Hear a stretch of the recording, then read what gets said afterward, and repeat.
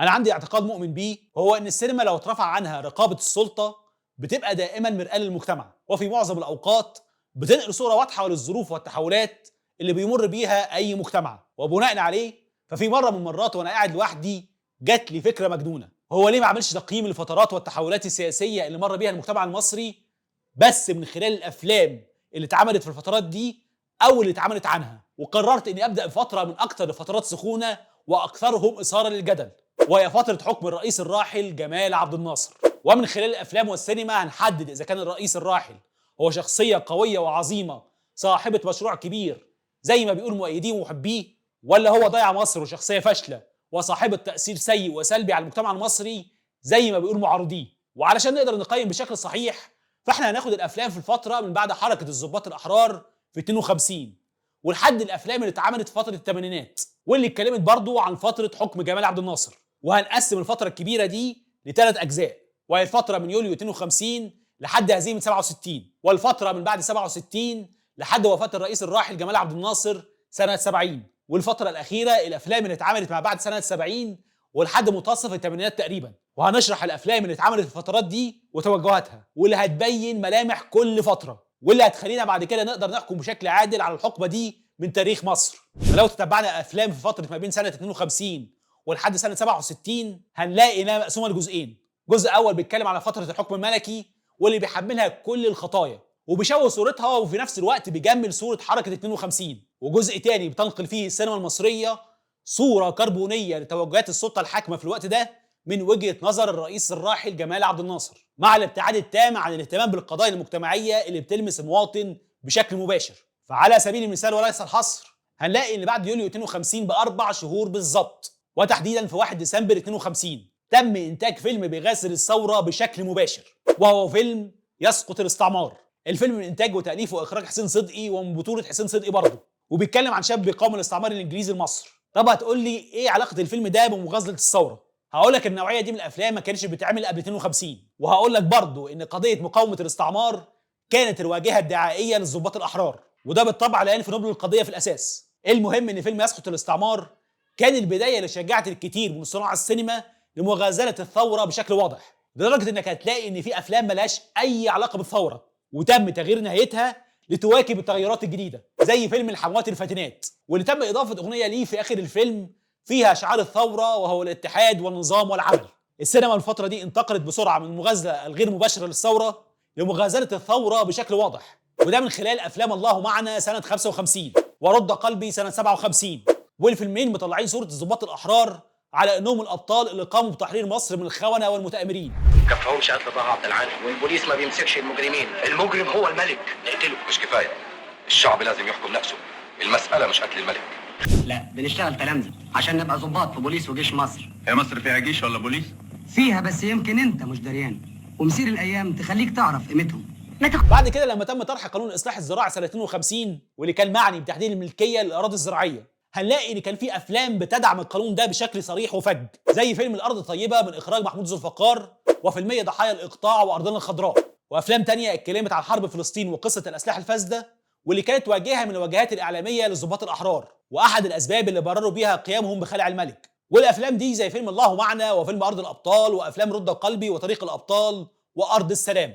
والقضيه الثانيه اللي تناولتها السينما الفتره دي هي قضيه مكافحه الانجليز. والغريب بقى اننا هنلاقي ان معظم الافلام اللي اتكلمت عن قضيه مقاومه الانجليز تم انتاجها وعرضها بعد جلاء الانجليز اساسا عن مصر وبعد خروج اخر جندي انجليزي من مصر سنه 56. فكل الافلام اللي اتكلمت عن القضيه دي زي افلام في بيتنا رجل ولا وقت للحب والباب المفتوح وثمن الحريه وشياطين الليل تم انتاجهم كلهم وعرضهم في فتره الستينات، يعني بعد جلاء الانجليز بفتره لا تقل عن 4 أو 5 سنين. فبالتبعيه فالهدف من الافلام دي في الاساس تجميل صوره الضباط الاحرار مش دعم القضيه اللي انتهت من الاساس. وبعد ما كان في توجه قوي في السينما لتجميل صوره الضباط الاحرار وجمال عبد الناصر، فكان في برضه توجه قوي لتشويه فتره ما قبل حكم الضباط الاحرار وجمال عبد الناصر، وهي فتره الحكم الملكي وتحملها كل الاثام والخطايا. واهم قضيه تناولتها السينما في الجزئيه دي هي الاقطاع والفساد اللي كان موجود قبل الثوره واللي تم طبعا محاربته من قبل جمال عبد الناصر والضباط الاحرار. فهنلاقي مجموعه كبيره من الافلام بتتناول الجزئيه دي زي افلام المارد، صراع في الوادي والوحش. ما اعترضش لا يا باشا. ما قالش مين اللي كانوا معاه؟ لا. في داهيه، كلكم هتحصلوه يا خونه. انا هشربكم، هخرجكم من الدنيا عرايا متقطعين بالكراميك. الموضوع بينتقل لمرحله اكبر وبيبقى واضح وصريح بشكل كبير، وده من خلال فيلم زي فيلم القاهره 30، واللي بالمناسبه عملت عنه حلقه مراجعه قبل كده، هيظهر الرابط بتاعها دلوقتي على الشاشه. المهم ان فتره ما بين سنه 52 وهزيمه 67 كانت فتره في تاريخ السينما المصريه مليئه بدعم غير محدود لحركه الضباط في 23 يوليو بكامل توجهاتهم وافكارهم، وعلى راسهم بالطبع جمال عبد الناصر، وبدرجه تصل للنفاق الفج والصريح. بعد كده هننتقل لفتره مهمه في تاريخ السينما المصريه، واللي بعتبرها الفتره الاكثر صدقا في تقييم فتره حكم الرئيس الراحل جمال عبد الناصر، وهي فتره ما بعد هزيمه 67 ولحد وفاته سنه 70. بعد هزيمه 67 حصل صدمه كبيره للمجتمع المصري، سواء الطبقه الحاكمه او الشعب. الصدمه او الهزه دي ظهر اثرها بشكل واضح في السينما، لاننا هنلاقي بعد الهزيمه خفت القبضه الامنيه على السينما، وفي نفس الوقت المجتمع المصري اقتنع تماما انه كان عايش في وهم كبير صنعه عبد الناصر وظباطه، وان المجتمع فيه قضايا ومشاكل كتير ممكن السينما تتناولها، وان في امراض كتير ظهرت في المجتمع في الفتره دي من الممكن انها تكون نقطه اهتمام لصناع السينما، وان النفاق ومحاولات تغييب العقول عن مشاكل الوطن الحقيقيه من خلال السينما والاعلام بشكل عام كان من الاسباب الرئيسيه اللي ادت لهزيمه 67. فالهزه اللي حصلت في المجتمع عقبها هزه قويه في صناعه السينما، خلت في تغيير كبير في المواضيع اللي بتتناولها الافلام في الفتره دي، وبنلمس بوادر التغيير دي في الافلام اللي اتعملت بعد هزيمه 67، واللي اخذت اتجاهات معاكسه تماما اللي كانت واخداها السينما قبل الهزيمه. قبل 67 كان في توجه عام في السينما نحو فكره القوميه العربيه، وده طبعا بسبب توجهات السلطه الحاكمه في الوقت ده، لكن الفكره دي بعد الهزيمه اتعكست تماما، وبقى في تركيز اكبر على فكره الوطنيه والتاكيد على اهميه التواصل بالجذور المصريه، وده هنلمسه بشكل واضح من خلال فيلم الموميا لشادي عبد السلام، واللي بياكد على فكره الانتماء والهويه، واللي بالمناسبه برضه كنت عملت ليه مراجعه من فتره لو حبيتم تتفرجوا عليها. انا عارف ان في ناس هتقول لي ان في فيلم المومياء تم عرضه سنه 75 وانه بعيد تماما عن الفتره اللي بنتكلم عنها، لكن الحقيقه ان فيلم المومياء تم انتاجه ما بين سنه 68 و69، يعني هو ينتمي فكريا لفتره حكم جمال عبد الناصر. وفي فيلم تاني برضه بيأكد على نفس الفكره اللي اتكلمنا عليها، وهو فيلم الارض من اخراج يوسف شاهين واللي اتعرض سنه 70، واللي كان بيقدم فكره الانتماء للارض واهميتها، واللي كنت عملت برضه عنه حلقه مراجعه وتحليل لو عايزين تتفرجوا عليها.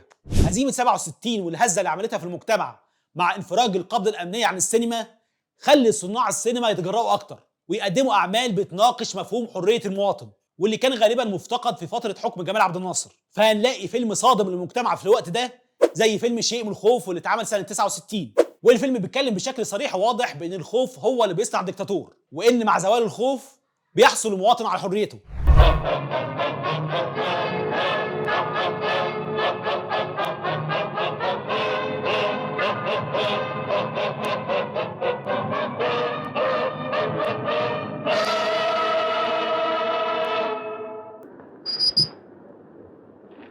الحمد لله.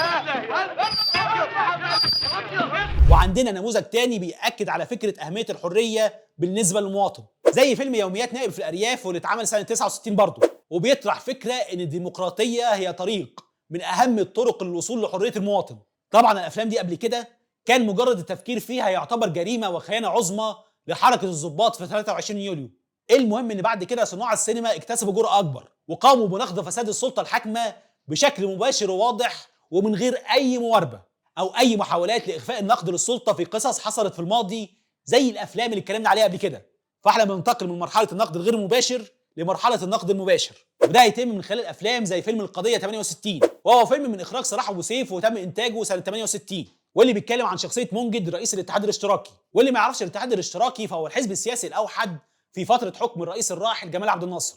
المهم إن منجد حاول إنه يستغل سلطته في إنه يبني دور زيادة في بيته علشان يبقى مقر للحزب، لكن بيحصل شرخ في المبنى بيؤدي بعد كده لانهياره. وعندنا نموذج تاني بيتكلم عن الفساد في فترة حكم عبد الناصر زي رائعة نجيب محفوظ وكمال الشيخ وهو فيلم ميرامار، واللي تم إنتاجه برضه سنة 69، وبيتكلم عن فساد عضو في الاتحاد الاشتراكي وهو سرحان البحيري، واللي بيستغل سلطته في سرقة شركة من شركات القطاع العام، واللي كان طبعا عضو في مجلس إدارة الشركة ديت. الوظيفة؟ وكيل حسابات شركة الغزل وعضو مجلس إدارة الشركة المنتخب وكمان عضو اللجنة السياسية. بص، يمكن يتصلوا بيا في الاتحاد الاشتراكي فبيبلغيني لو سمحتي. حاضر. ميرسي. طزين.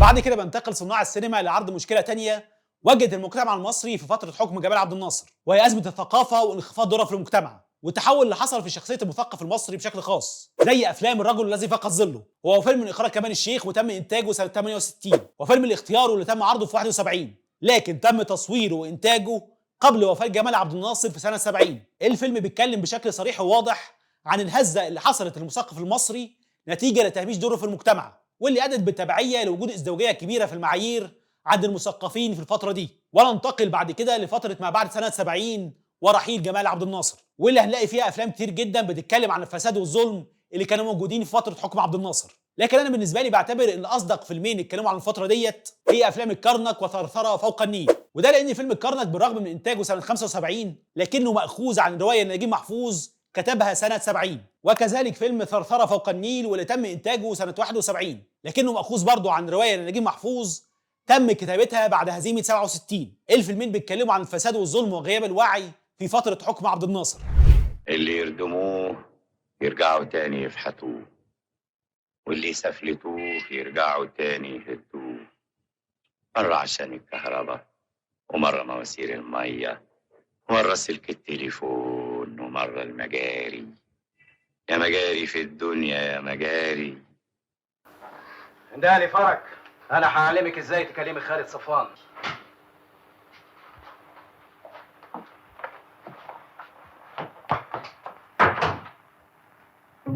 المهم ان السينما بعد سنه 67 اتكلمت عن امراض كتير ظهرت في المجتمع المصري خلال فتره حكم جمال عبد الناصر، زي الفساد والاستبداد والظلم وغياب الحريه وضياع الهويه وانحدار الثقافه. طب المشاكل اللي اتكلمت عنها السينما واللي نسبتها لفتره حكم جمال عبد الناصر، هل ظهرت في المجتمع في الفتره دي ولا كانت موجوده في المجتمع قبل حركه الضباط في 23 يوليو ومن ممكن نسبها لفتره الحكم الملكي مثلا؟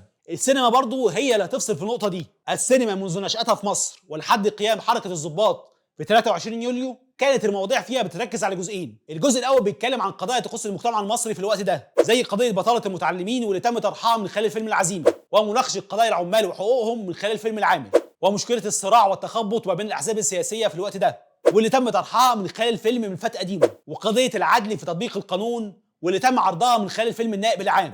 الجزء الثاني اللي كانت بتهتم بيه السينما في الفتره ديت كان بيرتكز على بعض الاحداث السياسيه المهمه في الوقت ده، زي على سبيل المثال قضيه فلسطين واللي تم مناقشتها من خلال فيلم فتاة من فلسطين من اخراج محمود ذوالفقار، او مناقشه اثار الحرب العالميه الثانيه من خلال فيلم السوق السوداء واللي كان بيناقش قضيه اختفاء السلع كنتيجه للحرب اللي كانت دايره في الوقت ده. المهم ان الفتره الزمنيه في تاريخ السينما واللي بتبدا من نشاتها لحد قيام حركه الضباط في 23 يوليو كانت فتره اكثر قربا للمجتمع المصري ومشاكله، وما كانش منتشر فيها مرض تمجيد السلطه الحاكمه او كان بيتم توجيهها لعرض توجهات وافكار السلطه زي الفتره اللي اتكلمنا عليها اللي هي ما بين 52 لحد 67، وما كانتش برضه بتنقل مواضيع زي الفساد والظلم والاستبداد زي فتره ما بعد 67. المهم بقى ان كل ده هياخدنا لنتيجه واحده، وهي ان فتره حكم الرئيس الراحل جمال عبد الناصر كانت من اسوأ الفترات اللي مرت في تاريخ الحديث للشعب المصري، وان الفتره دي ظهرت فيها كم من المشاكل والامراض المجتمعيه ما كانتش موجوده في المجتمع قبل كده. فمحكمه السينما اصدرت حكمها، وهو ان الرئيس الراحل جمال عبد الناصر هو الرئيس صاحب التاثير الاثوى والاكثر سلبيه على المجتمع المصري، وان فتره حكمه كانت السبب الرئيسي في ظهور امراض مجتمعيه من الممكن اننا نكون بنعاني منها لحد دلوقتي. واتمنى ان ده ما ضايقش انصار الرئيس الراحل جمال عبد الناصر مني، لان ده راي محكمه السينما مش رايي الشخصي. سلام.